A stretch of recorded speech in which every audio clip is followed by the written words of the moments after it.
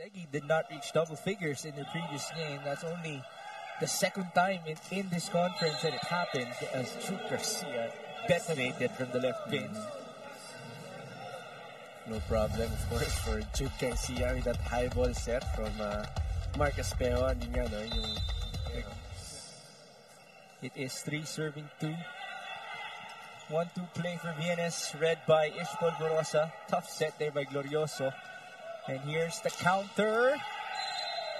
Denial by Chris Cross. Easy block there for Chris Cross against young setter of VNS. It's Christian Flores. Set up to the open. Segi got a hand. Glorioso with a save. Bump onto Mark. Recalibration. Nice move.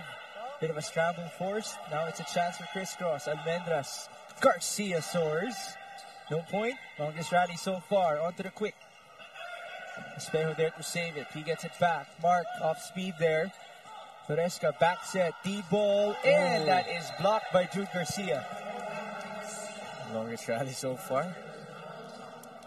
Early in this set.